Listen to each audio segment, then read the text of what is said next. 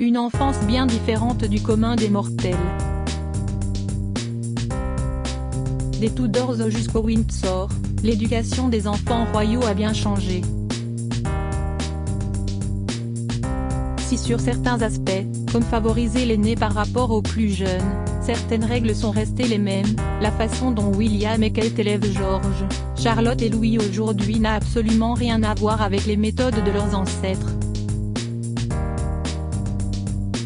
Tom Quinn, expert et auteur de 5 livres sur la famille royale britannique, a analysé l'éducation des enfants au sein de la monarchie, dans son nouvel ouvrage, Gilded Youth, édition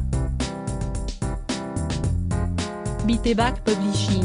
Dans une interview accordée à Gala. Fr, il nous livre les secrets de l'éducation des royals. Gala.fr, dans votre livre, vous abordez l'éducation des enfants royaux britanniques, à travers les âges. Le fil rouge qui semble lier tous ces héritiers est le fait que leur sort soit scellé dès la naissance.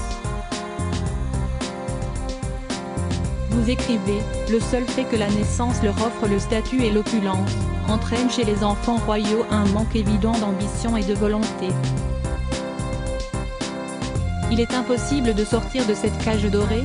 Tom Quinn, oui, je crois profondément que c'est le problème de tout enfant qui grandit dans la famille royale. Si vous prenez, par exemple, le prince Edward. Il a essayé de travailler, il a fondé sa propre maison de production à une certaine époque.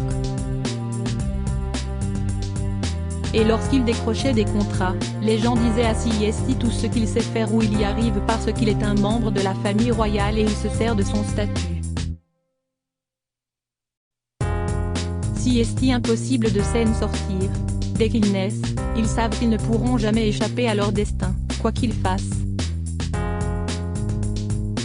En anglais, nous avons cette expression, you're damned if you do, damned if you don't, quoi qu'on fasse, on est perdant. Photo, Lady Diana, retour sur ses plus beaux moments de complicité avec ses fils William et Harry Gala. Fr, dès la petite enfance les parents délaissent leurs enfants pour les placer entre les mains de nounous. Cette déconnexion émotionnelle a beaucoup joué dans l'équilibre des enfants royaux de Charles Harry, Tom Quinn, jusqu'à Kate et William. Tous les enfants royaux ont été éduqués par des personnes qui étaient payées pour faire le travail. Toutes les générations en ont été affectées. Aucun des enfants royaux n'a vraiment grandi en étant très équilibré.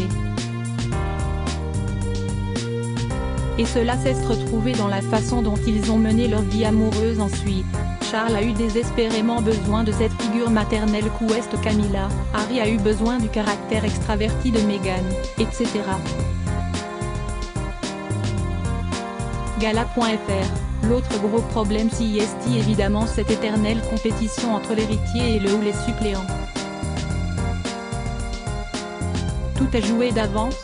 Tom Quinn, lorsque vous n'êtes pas l'héritier du trône, peu importe ce que vous faites dans la vie ou ce que vous mettez en œuvre, vous ne serez jamais le premier. CST très difficile de supporter ça. Dans n'importe quelle autre famille, dans tout domaine, si vous faites ce qu'il faut pour être le meilleur, vous devenez le meilleur. Mais dans la famille royale, quoi que vous fassiez, tout se résume au moment où vous êtes né.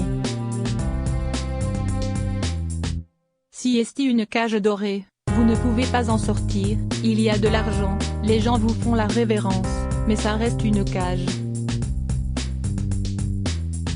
Harry est le parfait exemple de ce qui peut aller de travers. Prince Harry, princesse Caroline, prince Joachim, infante Christina. La galère des suppléants Gala. Fr, que font William et Kate pour éviter que l'histoire se répète avec George, Charlotte et Louis ? Tom Quinn, Kate fait extrêmement attention à ce que ses enfants, et Louis, notamment, ne deviennent pas l'une de ces âmes perdues comme Margaret ou Harry. Ils font tous les efforts possibles pour que Louis soit valorisé pour ses qualités propres et pour sa personnalité, et pas parce qu'il est un suppléant né dans une famille royale. Mais il n'y a aucune garantie que cela fonctionne. Gala.fr, Kate est issue du peuple. Donc un royal et un roturier, si est-il finalement la recette magique pour élever des enfants équilibrés chez les Windsor? Tom Queen, oui. Avec Kate, vous avez là quelqu'un qui sait ce que c'est que de grandir dans un environnement au sein duquel les gens ne vous accordent pas de l'attention seulement parce que vous êtes né dans la famille royale. On vous valorise parce que vous êtes malin, talentueux ou charmant. Gala.fr, pourquoi Kate a-t-elle réussi là où Meghan a échoué? Tom Queen, Kate est très respectueuse des traditions. Elle sait comment ne pas pousser le bouchon trop loin dans la modernité. Elle a compris l'adage ne jamais s'expliquer, ne jamais se plaindre. Les magazines n'ont pas été très tendres avec sa famille à ses débuts, elle n'a jamais fait d'histoire. Kate sait ignorer et laisser passer la tempête, ce que Meghan ne sait pas faire. Il y a une grosse différence de culture également. Aux États-Unis, on admire les gens qui se font tout seuls, grâce au travail. Dans la famille royale, ça n'existe pas. Meghan a voulu changer les choses, a vite réalisé qu'il y avait un plafond, et que peu importe la bonne volonté qu'elle y mettait, elle ne passerait jamais devant Kate, ni pour la famille, ni pour la presse. Elle était coincée, alors elle a décidé qu'ailleurs elle pourrait briller un peu plus. Gala.fr, George, Charlotte et Louis sont-ils éduqués aussi normalement que William et Kate le prétendent? Tom Queen, lorsque Kate parle d'éducation normale, évidemment c'est faux. On ne peut pas parler de normalité lorsqu'on vit dans des palais, que l'on a autant de personnel, des agents de sécurité. Ce qui est normal en revanche, c'est la relation qu'elle entretient avec ses enfants. Elle met un point d'honneur à être présente au maximum, à leur parler comme à des enfants ordinaires. Elle leur rappelle surtout qu'ils sont tous les trois importants à ses yeux parce qu'elle les aime, et non pas pour leur place dans la famille royale. George, Charlotte, Louis, Archie. Les vraies stars de la famille royale. Gala. Fr, George est-il éduqué différemment de Charlotte et Louis? Tom Queen, non, il n'est pas élevé différemment de ses frères et sœurs. Mais il est prévu qu'à l'adolescence, il soit formé un peu plus à son rôle de futur roi. Gala.fr, et lorsque George assiste à des événements particuliers, comme des inaugurations, des matchs de football, est-il préparé? Tom Queen, il reçoit un petit briefing avant de s'installer en tribune, comme à Wimbledon. Kate se contente de lui dire nous allons être un peu exposés pendant quelques heures, beaucoup de gens vont nous regarder, alors sois sage, mais rien de plus. Ce n'est absolument rien comparé à Charles qui savait que s'il ne serrait pas la main de quelqu'un comme il fallait, Philippe lui flanquerait une rouste juste après.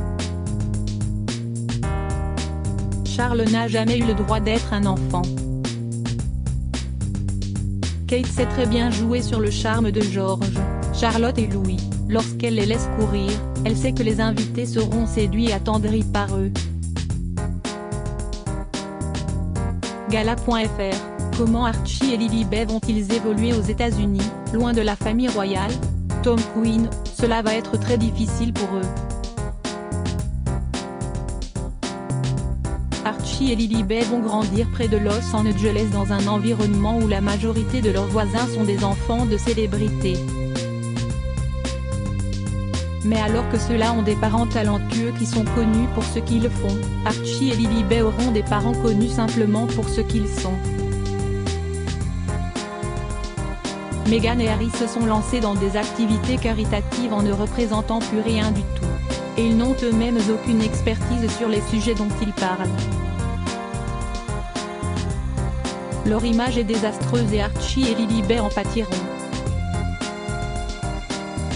Gala.fr, Archie et Lilibet vont-ils souffrir du mégoï? Tom Quinn, évidemment. Ces deux enfants vont apprendre à grandir en étant en colère contre le monde entier, comme leurs parents le sont, les paparazzi, la presse, leur famille. Ils vont grandir en victimes et seront peut-être également en colère contre leurs parents.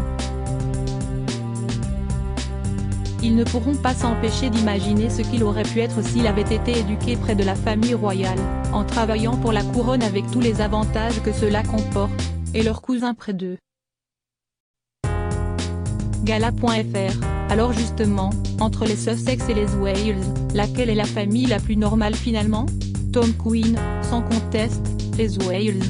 William, Kate font ce qu'ils peuvent pour rendre la vie de leurs enfants la plus ordinaire possible avec le statut qu'ils possèdent. Meghan et Harry profitent de leur ancien statut, ils ont eux-mêmes décidé que Archie et Lilibet seraient princes et princesses, une preuve de la façon dont ils exploitent leur famille. Si est très américain comme façon de faire, là-bas on utilise toutes les cartes que l'on a en main à la naissance pour réussir dans la vie.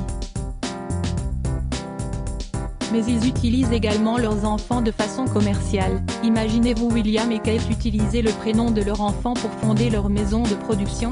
Gala.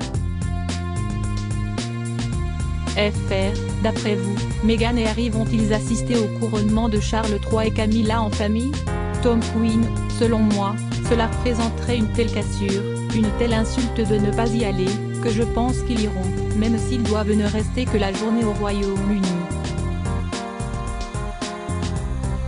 Cela sera une journée pénible pour eux, mais ils doivent être présents.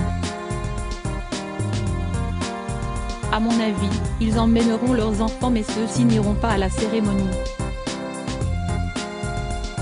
Mais on ne sait jamais avec eux. Crédit photo, agence.